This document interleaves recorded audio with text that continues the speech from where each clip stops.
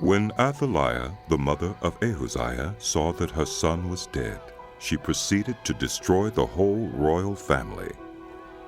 But Jehosheba, the daughter of King Jehoram and sister of Ahaziah, took Joash, son of Ahaziah, and stole him away from among the royal princes, who were about to be murdered.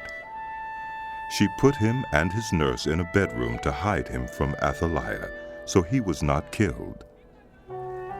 He remained hidden with his nurse at the temple of the Lord for 6 years, while Athaliah ruled the land.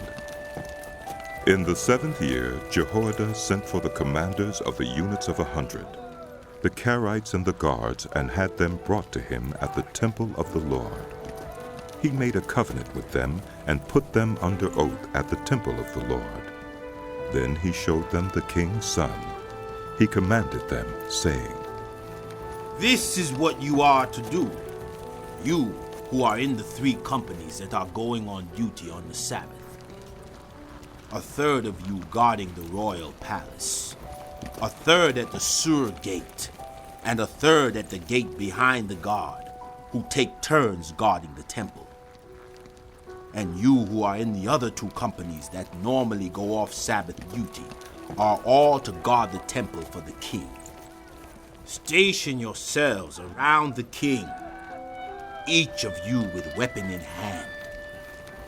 Anyone who approaches your ranks is to be put to death. Stay close to the king wherever he goes." The commanders of the units of 100 did just as Jehoiada the priest ordered. Each one took his men, those who were going on duty on the Sabbath and those who were going off duty, and came to Jehoiada the priest. Then he gave the commanders the spears and shields that had belonged to King David and that were in the temple of the Lord. The guards, each with weapon in hand, stationed themselves around the king, near the altar and the temple, from the south side to the north side of the temple. Jehoiada brought out the king's son and put the crown on him. He presented him with a copy of the covenant and proclaimed him king. They anointed him, and the people clapped their hands and shouted, "Long live the king!"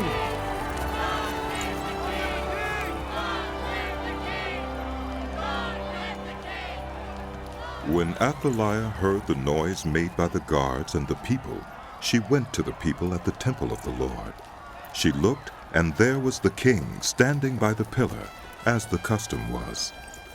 The officers and the trumpeters were beside the king, and all the people of the land were rejoicing and blowing trumpets.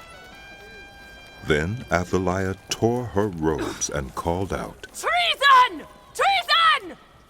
Jehoiada the priest ordered the commanders of units of 100, who were in charge of the troops, "Bring her out between the ranks, and put to the sword anyone who follows her. for the priest had said, She must not be put to death in the temple of the Lord." So they seized her as she reached the place where the horses enter the palace grounds, and there she was put to death. Jehoiada then made a covenant between the Lord and the king and people, that they would be the Lord's people. He also made a covenant between the king and the people. All the people of the land went to the temple of Baal and tore it down. They smashed the altars and idols to pieces and killed Mattan, the priest of Baal, in front of the altars. Then Jehoiada the priest posted guards at the temple of the Lord. He took with him the commanders of hundreds, the Carites, the guards, and all the people of the land, and together they brought the king down from the temple of the Lord and went into the palace, entering by way of the gate of the guards. The king then took his place on the royal throne. All the people of the land rejoiced, and the city was calm, because Athaliah had been slain with the sword at the palace.